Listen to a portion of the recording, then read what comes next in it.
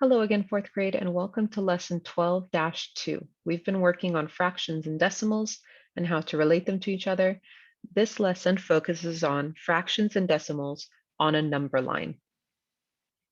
So let's go ahead and watch our video lesson and then jump into our notes and guided practice together as always.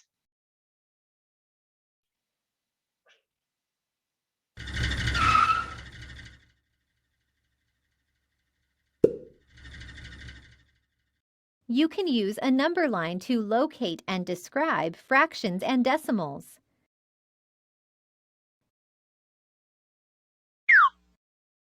In long track speed skating, each lap is 4/10 kilometer.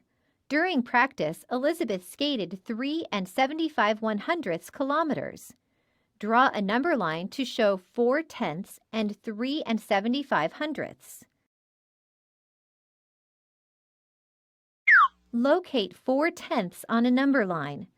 Draw a number line and divide the distance from 0 to 1 into 10 equal parts to show tenths. Draw a point at 4/10. The total distance from 0 to 1 on this number line is 1. The distance from 0 to 4/10 is 4/10 the distance from 0 to 1.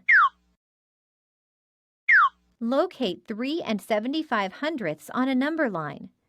You can show 3 75/100 on a number line divided into tenths by plotting a point halfway between 3 7/10 and 3 8/10. You can use a second number line to show the interval between 3 7/10 and 3 8/10. Okay, so let's stop and look at this for a minute. So here you have your number lines broken up into 10 equal parts to get from 3 until 4.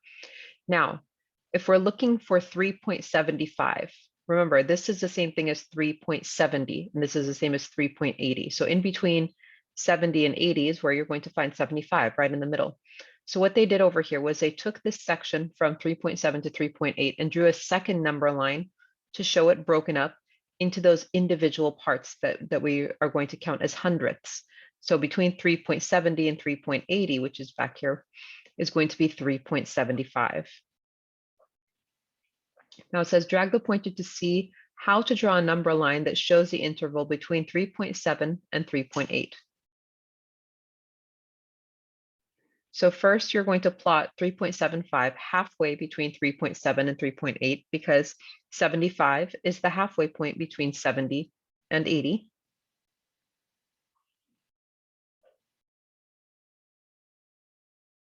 Then we're going to draw that secondary number line, just like we saw in the previous picture, to show the distance between 3.7 and 3.8. So you're going to have 3.71, 3.72, 3.73, 3.74, all the way until you get to 3.8 or 3.80. Whoops. So the interval between 3.7 and 3.8 is the same as the interval as 3.70 and 3.80, just like we talked about right now. So you're going to put those marks and you're going to count up from 3.70 up until 3.80. And then you'll be able to label where 3.75 is on that line. So we started with our main number line, broken up into tenths. And then we took this section and broke it into the hundredths. And then we were able to find exactly where our point is. The points on both number lines are at 3 75/100. What distance does the first number line show?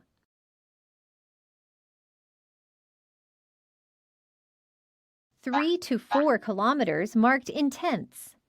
What distance does the second number line show? 3 70/100 to 3 80/100 kilometers marked in hundredths. Why is it easier to locate 3 75/100 on the second number line than on the first one? The first number line is marked in tenths, so you have to estimate where 3 75/100 is between 3 7/10 and 3 8/10.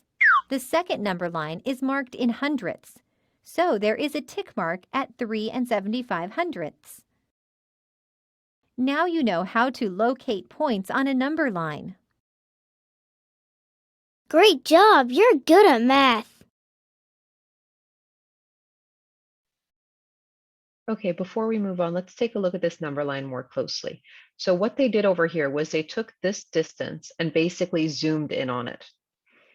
So this is broken up into tenths. If we were going to make these hundredths, it would be 3.10, 3.20, 3.30, 3.40, 3.50, 3.60, 3.70, 3.80, 3.90, and then 4 whole. So in between 3.70 and 3.80 is where we're going to find 3.75. Any of these digits are going to fall in between these. Now, the reason they redrew this number line to show the hundredths is because this way you can plot exactly where that point is. But if you're going to be plotting it up here, you're estimating exactly where it's going to be. You're not going to know exactly where it is. So let's take a look at our notes for this section. How can you locate points on a number line? So remember, you can use a number line to show fractions. This means you can also use it to show decimals. Now, name the fractions and the decimals for each one of the points on this number line below. So I marked over here, I created our number line from 0 to 2. So from 0 to 1, anything less than 1, these are less than 1. Anything afterwards is going to be greater than 1. So it's going to be 1 point something or 1 and a fraction. Over here, it's going to be 0 point something or something over a greater number for the whole. So a numerator that's smaller than the denominator for this part. Here, we would have a whole number and a fraction part, or a whole number and a decimal part. So I have points A, B, C, D, and E. Now, the first thing I want to do is think, how many pieces is each whole broken into? So 1, 2, 3, 4, 5, 6, 7, 8, 9, 10. So each whole is broken into 10 parts. So this is 10 parts. And then this next whole is also 10 parts. So how can I use that information to help me name the fractions and the decimals? Well, if it's broken into 10 equal parts or tenths, all I have to do is count the tick marks to figure out where something is. So for point A, this is 1 tick mark or 1 jump after the 0. So this is going to be 1/10. So remember, this is broken up into 10 equal parts. This is 1/10 or 0.1. Point B is 1, 2, 3, 4, 5 jumps or 5 tick marks after the 0. So it's still less than 1. It's going to be 5 out of 10. So it's on the 5th mark out of the 10 total marks. So 5 out of 10 or 0.5. Point C is 2 jumps after that. So that's 7 jumps or 7 on the 7th tick mark after the 0.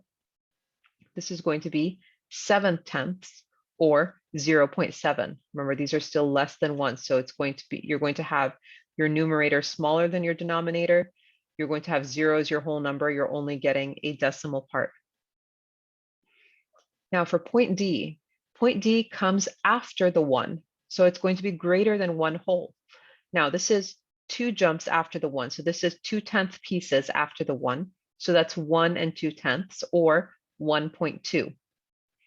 And then point E is 9 jumps after the 1, or it's 1 spot right before the 2.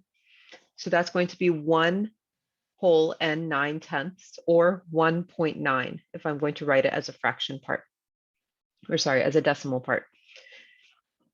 Now remember, your decimals, the first digit after your decimal is the tenths. So if you have a fraction that's written in tenths, you're going to just take that numerator and drop it right there after the decimal point.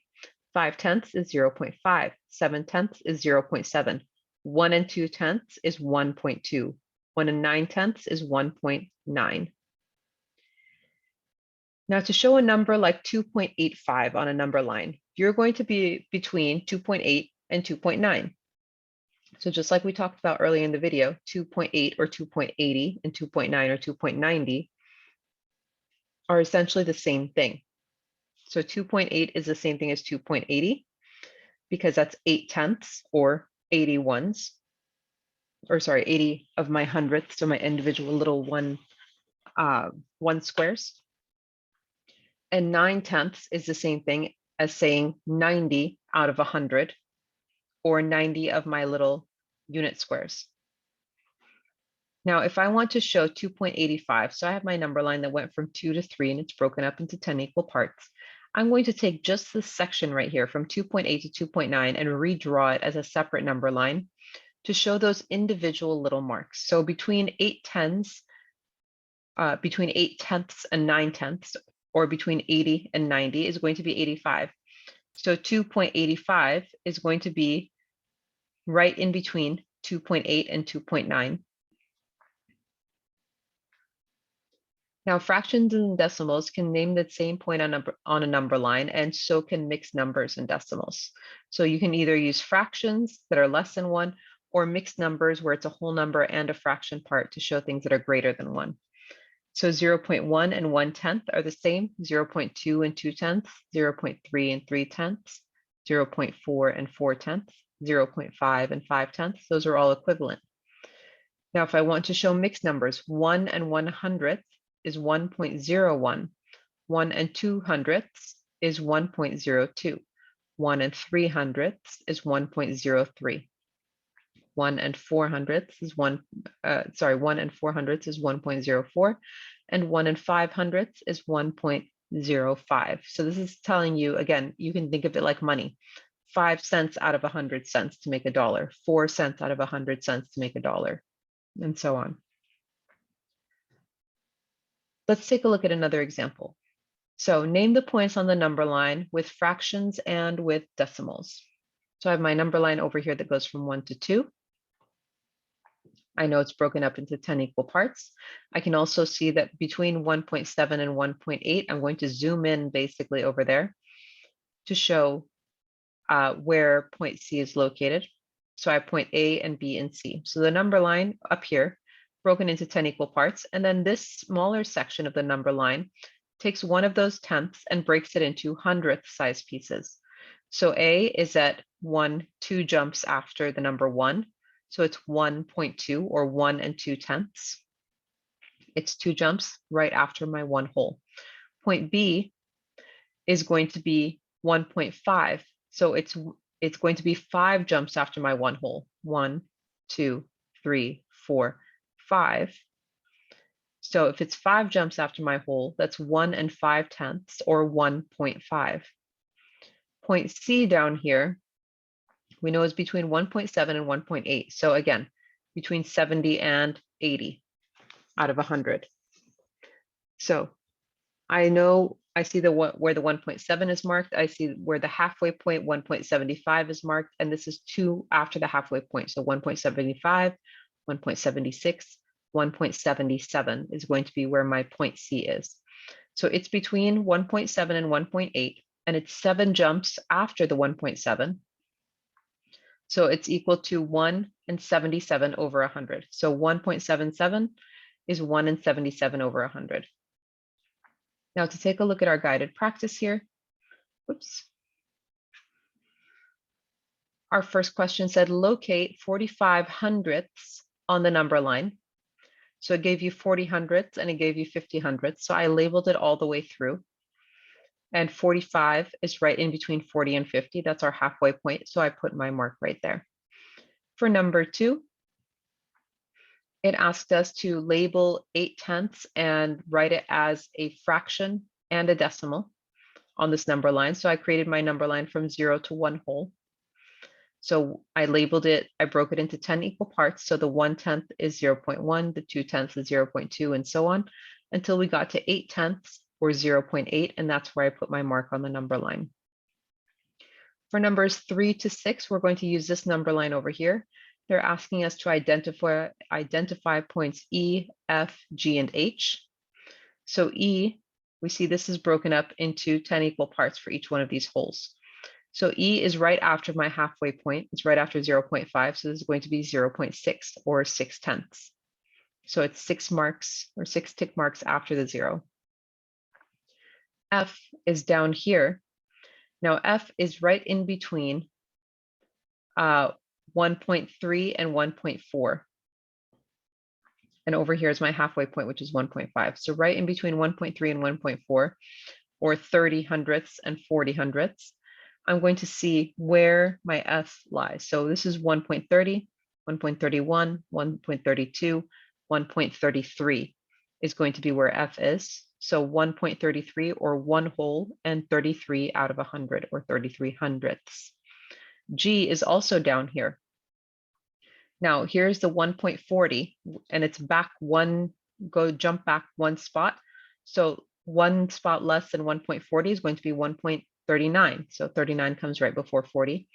1.39 is G, or 1 and 39 hundredths. And then for point H, this is at the 1.4 marker. So it's 1.4, or 1 and 4 tenths. So just be careful as you're working through your fractions and your decimals. Remember, it's broken up into 10 equal parts, or it's broken up into 100 equal parts. If you have just one digit right after your decimal, you're counting in groups of tenths. If you have two digits after your decimal, you're counting in hundredths. Make sure you're doing your work neatly and carefully, and that you're showing your work on everything. Make sure your number lines and your grids are neatly drawn out so that they're easy for you to read and understand. And if you have any questions on this lesson, let me know. Otherwise, have a great day. Take care. Bye-bye.